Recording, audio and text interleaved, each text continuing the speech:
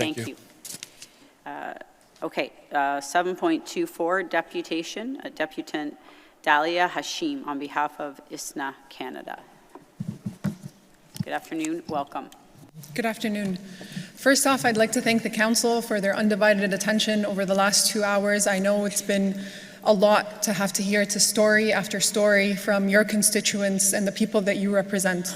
And so I would like to first start by thanking you for your patience and for your listening and for bringing this motion forward today that I think is pivotal and important.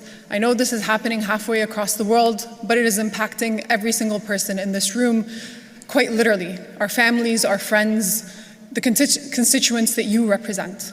My name is Dalia Hashim, and I'm here on behalf of the Islamic Society of North America, headquartered here in Mississauga, representing Muslims from coast to coast to coast. Many of the councillors here have visited our center down on South Sheridan Way and supported our many community events across the city, and for that, we are very thankful. A special shout out today to our councillor Alvin Tejo, who has visited our center many times and been a huge advocate and partner in our ongoing community work here in Mississauga. And for that, we would like to thank you. Today, many of our community and staff members are hurting. Their stories mirror many of the ones that have been uttered in this chamber today. Believe me when I tell you, not a single Palestinian family amongst our staff and our community members has been spared.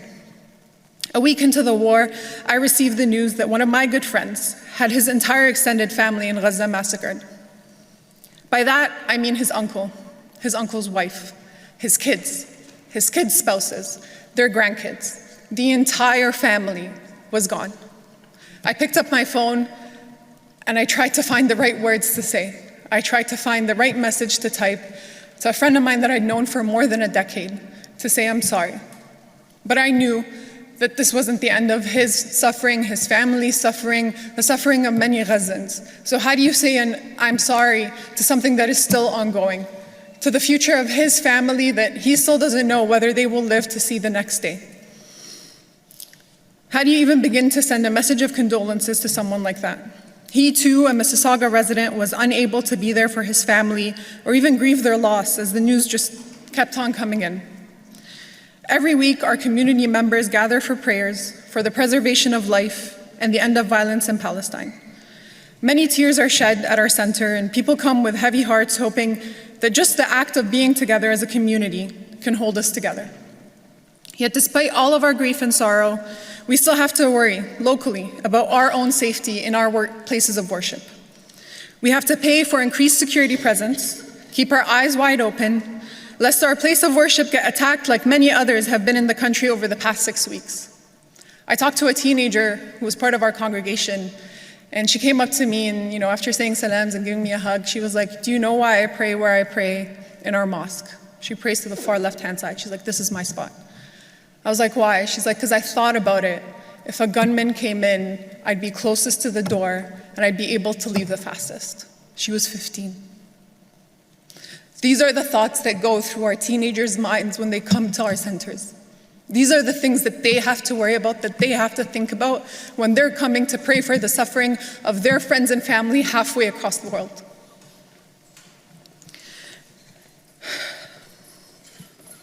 I ask you to keep this in mind today as you vote.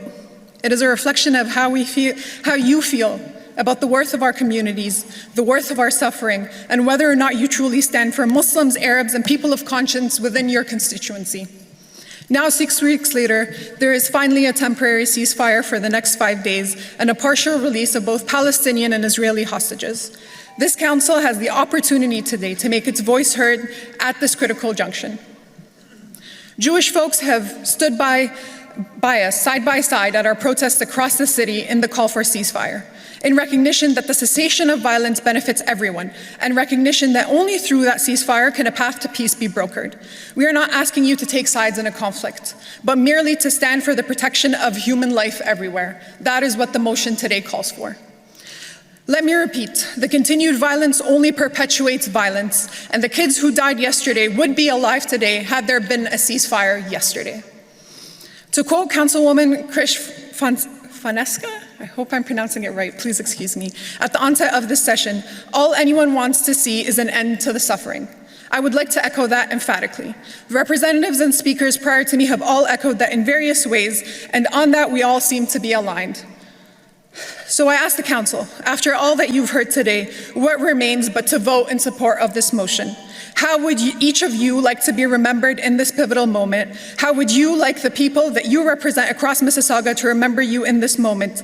In this moment, you have the opportunity to make an emphatic call to end the suffering and call for a permanent ceasefire. This moment cannot pass us by, and your vote will be the last word, councillors. I am confident you will make the right choice.